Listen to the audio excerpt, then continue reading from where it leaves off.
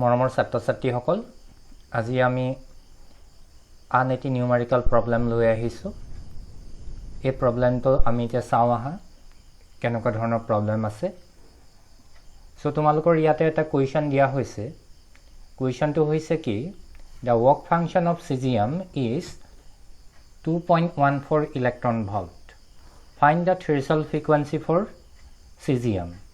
so যেটো cesium material আছে তাৰ work function to হৈছে 2.14 electron volt এই cesium material tour threshold frequency আমাক find out কৰিব দিছে that is কিমান to range or frequency পৰিলে তাৰ পৰা photoelectric emission আমি পাম এই frequency to আমাক আমি ডিটাৰমাইন কৰিব লাগে so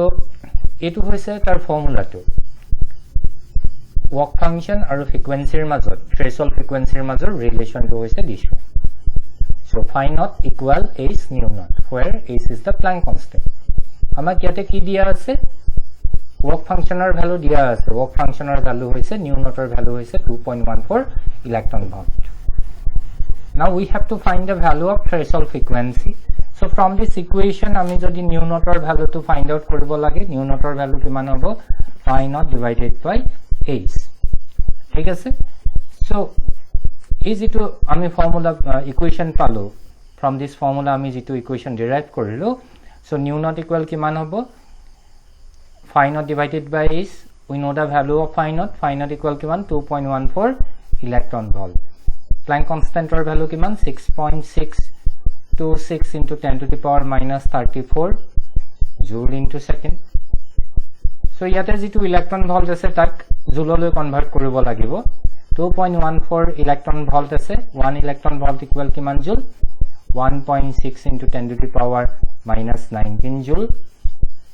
divided by 6.626 into 10 to the power minus 34 joule into second ঠিক আছে ইয়াতে জুল জুল ক্যান্সেল গল 1 by s থাকিলে তো 1 by s means hertz হ'ব so ইয়াৰে এই গুটেখিনি ক্যালকুলেশন কৰাৰ পাছত তোমালোকে কি fine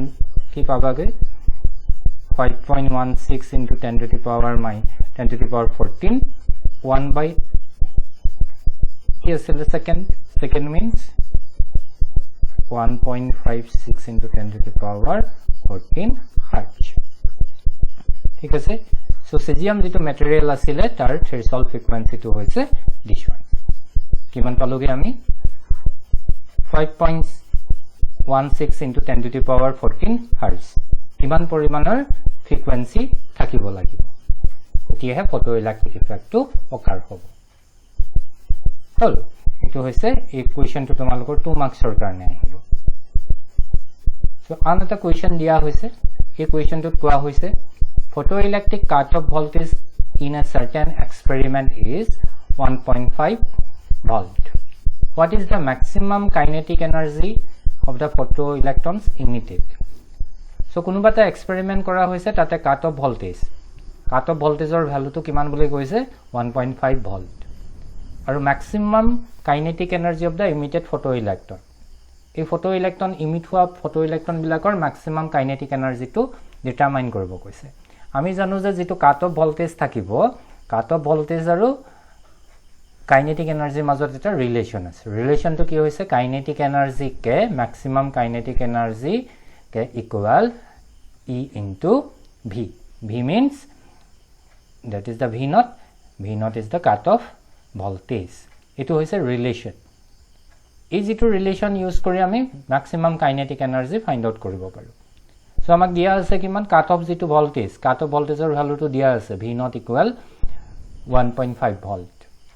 the relation between kinetic energy and cutoff voltage is this one K equal E into V naught where V naught is the cutoff voltage now put the value of cutoff voltage and charge of the electron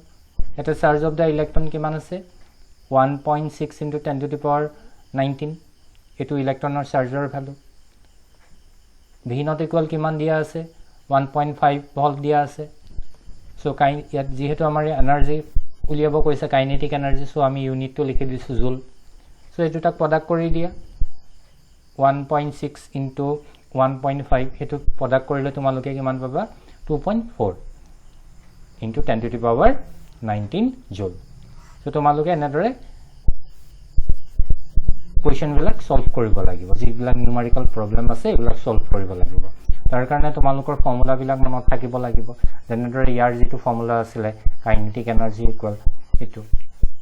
ঠিক আছে এই ফৰ্মুলাবিলাক তোমালোকে মনত থাকিব লাগিব আৰু এইবিলাক তোমালোকক 2 মাৰ্কছৰ কাৰণে হদিব সো আশা ৰাখিছো তোমালোকে এইখিনি বুজি পাইছা যদি কোনোবাই বুজি পোৱা নাই তেনেহলে মোক কমেন্ট কৰি জনাবা আৰু মোৰ ভিডিওবিলাক যদি ভাল লাগিছে তেনেহলে শেয়াৰ কৰিবা লাইক কৰিবা আৰু চেনেলটো সাবস্ক্ৰাইব কৰিবা থ্যাংক ইউ